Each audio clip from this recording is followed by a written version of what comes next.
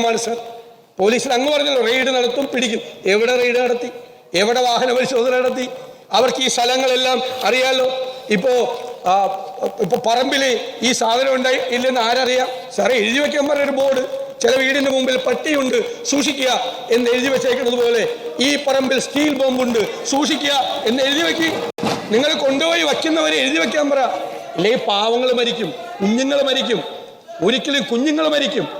മനസ്സിലായില്ലേ? ഈ പറമ്പിലൊക്കെ നടക്കുന്നത് കുട്ടികൾ കളിച്ചുകൊണ്ട് നടക്കുന്ന കുട്ടികളൊക്കെ മരിക്കുകയാണ്. എത്ര പേരുടെ ലിസ്റ്റാണ് സാർ? ഇതൊന്ന് അവസാനിപ്പിക്കുക. നിങ്ങൾ ആയുധം താഴെ വെക്കുക. നിങ്ങൾ ഈ ബോംബ് നിർമ്മാണം നിങ്ങൾ അവസാനിപ്പിക്കുക. നിങ്ങൾ ഒരു ഐഡിയോളജിക്കൽ ഫൈറ്റിലേക്ക് വരൂ.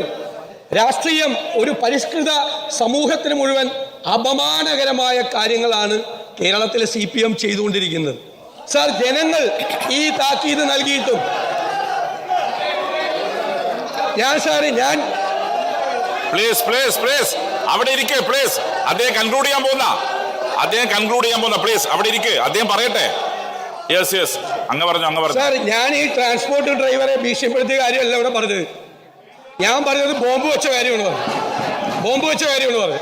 ഇത്ര ചൂടാവേണ്ട കാര്യമില്ല, ഇത്ര ഭാഗം ഉണ്ടാക്കേണ്ട കാര്യമില്ല. ട്രാൻസ്പോർട്ട് ഡ്രൈവറെ റോട്ടിൽ വെച്ച് പെരട്ടിയ കാര്യമല്ല ഞാൻ പറഞ്ഞത് ബോംബ് നിർമ്മാണത്തിന്റെ കാര്യമാണ്.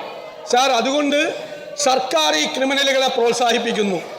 സാർ, സർക്കാരിൻ്റെയും പോലീസിൻ്റെയും ഒത്താശയോടുകൂടി ബോംബ് നിർമ്മാണം നടക്കുകയും നിരപരാധികൾ മരിക്കുകയും സംഘർഷങ്ങൾ ഉണ്ടാകുകയും ചെയ്യുന്ന ഈ സാഹചര്യത്തെ മറികടക്കാൻ വേണ്ടിയിട്ടുള്ള ഒരു പ്രവൃത്തിയും സർക്കാരും പോലീസും ചെയ്യുന്നില്ല.